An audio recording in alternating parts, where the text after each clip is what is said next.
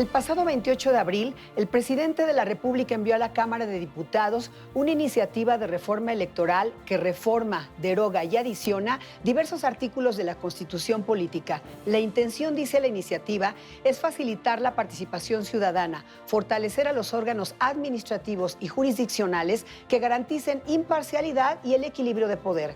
¿Cuáles son las propuestas? Acompáñanos a conversar con el periodista Jaime Guerrero, experto en temas electorales, y en el análisis, Georgina Bagiola.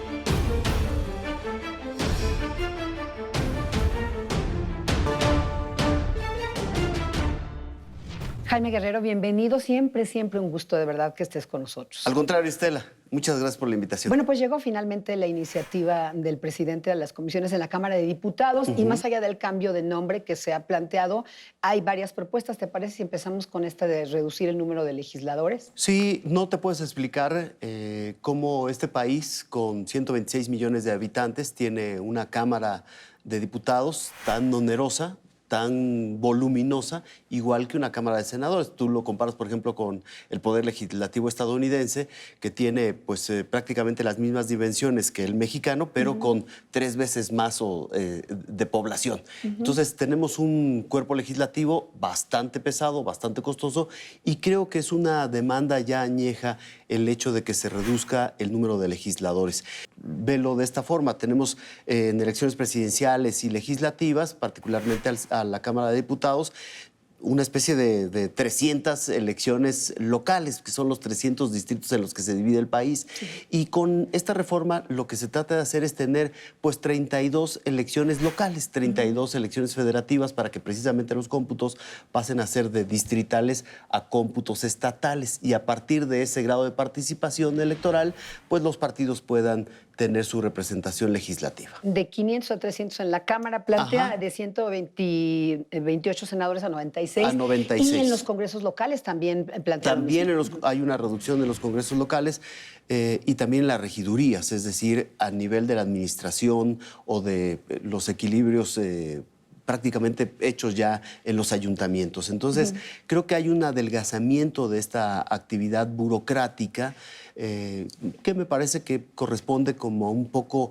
esta necesidad de reducir estos costos. Hay que decir una cosa, Estela, porque revisas la iniciativa y yo al menos no capto que lo que se esté modificando sea el procedimiento electoral, es decir, que la cadena de confianza que se ha venido construyendo a lo largo de los últimos años, en la forma en la que se emite el voto, en la forma en la que se cuentan los sufragios, en la forma en la que por ejemplo, se permiten abrir las urnas, las causales para el recuento, ahí no hay ninguna modificación.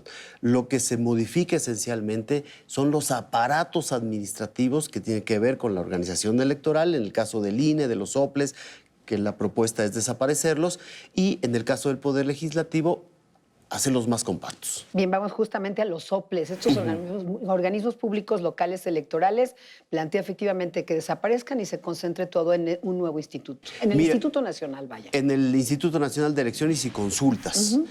Tampoco es que se esté desapareciendo al INE. El INE se está básicamente transformando, como el IFE se transformó en el Instituto Nacional Electoral en el 2014.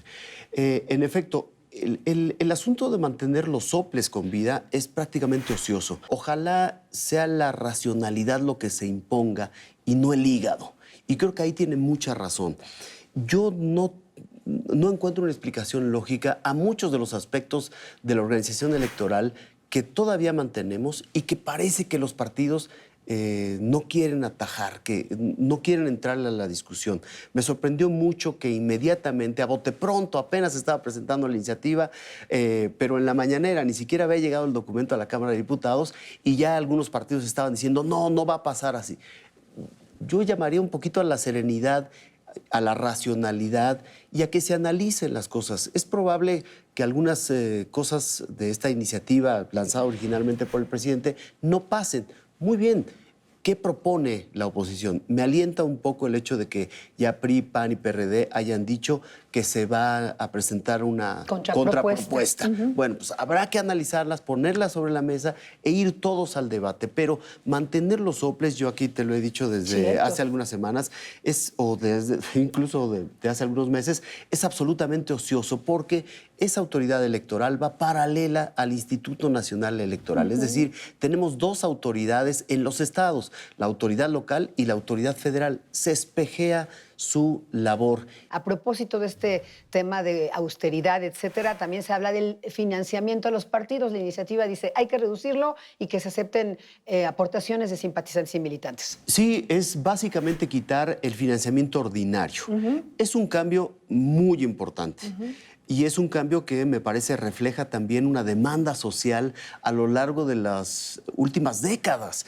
No puedes entender, o al menos que alguien me explique a los partidos, cómo es posible que el año pasado 10 partidos políticos tuvieran 5.200 millones de pesos de financiamiento para gasto ordinario y este año 7 partidos tengan 5.500 millones de pesos, más dinero que el año pasado.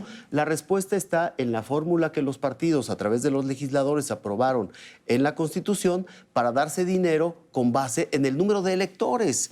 Eso es una trampa que nos va a llegar, nos está llevando, de hecho, a un barril sin fondo, en donde los institutos políticos cada vez tienen más recursos. Entonces, tampoco ahí hay una explicación, digamos, racional. Es un presupuesto millonario. A mí me parece correcto que los partidos se mantengan por las aportaciones de sus militantes y de los simpatizantes. Tampoco se les deja totalmente descubiertos porque la iniciativa propone que el dinero de las campañas políticas sí sea dinero público. Bien, un tema polémico tiene que ver con la elección de los integrantes de este instituto y de los del Tribunal Electoral. Ahí me parece que viene el principal escollo de la iniciativa y creo que es muy difícil organizar una elección en ese sentido. Yo celebro que se le quiera quitar a los partidos políticos el poder de decisión de quiénes serán los consejeros, porque lo que hemos visto a lo largo de los últimos años es que se reparten las 11 sillas del Consejo General del INE con base en cuotas. Claro, ¿no? partidistas totalmente. Tú tienes 2, yo tengo 1, en fin. Me parece que es muy importante y es una medida trascendental quitarle el poder de decisión a los partidos políticos, pero no sé si todavía a estas alturas es muy conveniente llamar a elecciones abiertas para elegir a los consejeros electorales, particularmente si no está habilitado un voto electrónico. Por último, Jaime, que es súper importante, efectivamente, por ejemplo, hay una coincidencia tanto de la oposición como de la iniciativa presidencial en cuanto al voto electrónico, pero en la contrapropuesta, bueno, se habla de segunda vuelta, de regular las participaciones del presidente en tiempos electorales, en fin. No se ve fácil esta negociación, pero es necesaria una reforma electoral. No actuemos con el hígado, actuemos racionalmente. Y algún punto que se me está pasando, Estela, y que me gustaría recuperar aquí es que racionalmente no tiene ni siquiera ninguna explicación lógica para que lleguemos a la elección del 24 con 60 millones de spots. Sí, qué locura. Es absolutamente ilógico. No existe ninguna democracia en el mundo que tenga un nivel de exposición y de locura en ese sentido. Entonces, la iniciativa del presidente está proponiendo disminuir de 48 minutos diarios en procesos electorales a 30. Me parece que tampoco es que le estén quitando el esquema de comunicación política. Simplemente creo que los están acotando. No hay explicación lógica, no hay ni siquiera porque alguien diría, pues es que los de la televisión están enojados porque les quitaron tiempo. Esa expropiación de tiempos que se hizo en el 2007 sí afectó particularmente a las medianas y a las pequeñas empresas de radio y de televisión.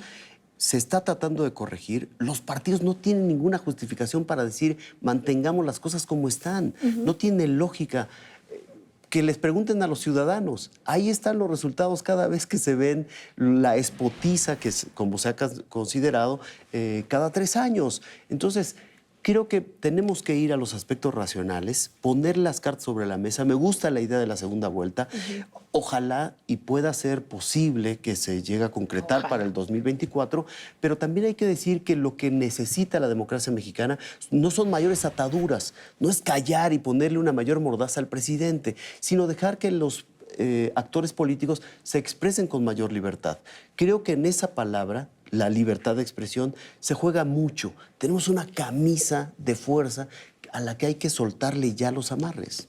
Jaime Guerrero, gracias siempre. Y bueno, como esto todavía no se acaba, por aquí te vamos a invitar nuevamente. Muchísimas gracias. Gracias por la invitación. Gracias, Jaime. Gracias. Vamos a un recorrido por las redes sociales.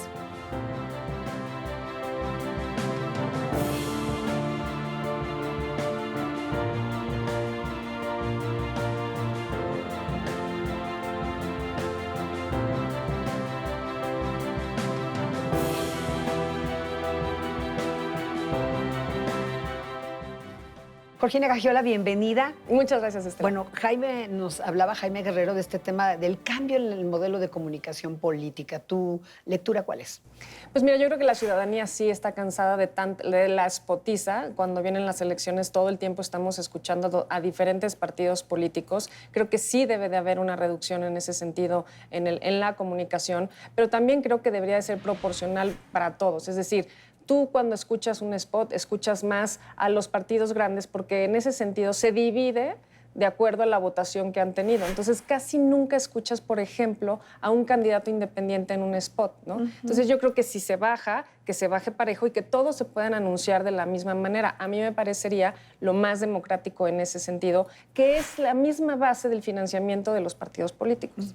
Bien, a propósito del financiamiento en general, la iniciativa plantea el tema de la austeridad republicana y si hay una precisión en la iniciativa en el financiamiento a los partidos, por ejemplo, y otras medidas de austeridad. Mira, yo sí estoy de acuerdo en que los partidos políticos tienen que bajarle ese financiamiento. Ahora, ha sido una lucha en la historia de nuestro país esa financiación, ese financiamiento, porque de otra manera, por ejemplo, la izquierda nunca hubiera llegado al poder, hoy que están en el poder, o siquiera a tener lugares en el Congreso o gubernaturas, ¿no? Lo mismo con la oposición en su momento, como fue el PAN, porque se abrió el financiamiento público. Ahora, si se desaparece este financiamiento ordinario, pues va a pasar lo mismo. El financiamiento de parte de quién va a ser, quién va a mantener a los partidos políticos. Y sí, siempre está el temor de que los va a financiar el narcotráfico, pero también intereses particulares, como sucede en otros países, que con mucho cuidado podríamos llevar a cabo, pero sí la democracia, es decir, el sistema de partidos de alguna manera tiene que tener un financiamiento público. Y me parece que no necesariamente todo ese paquete debe de ir solamente en las campañas electorales. Eso nos volvería a llevar al tema, por ejemplo, de los spots, ¿no? Sí, bien lo dices que en otros países, y está en Estados Unidos, cuando hay un simpatizante y aporta, se sabe abiertamente cuánto dinero dio y quién es esa persona, sea física, sea moral, ¿no es cierto? Yo estoy a favor de ese modelo, te voy a decir por qué, porque creo que evita este tema de no, el político no puede participar en la vida privada del país, ¿no? En el sector privado, porque entonces se toma como corrupción. Si tuviéramos esa transparencia, entonces a lo mejor el ejercicio público no sería corrupto, ¿no? Y sería realmente un juego de intereses y ahí sí el ganador, con transparencia claramente y con sus límites, pues sería quien más convenciera al electorado y no necesariamente quien tuviera más dinero público con ciertos votos y con ciertas, digamos, mañas a la hora de repartir el dinero, ¿no? Georgina Gagiola, muchas gracias. Gracias a ti, Estela. Y gracias a usted por acompañarnos en una emisión más de Ruta DN40.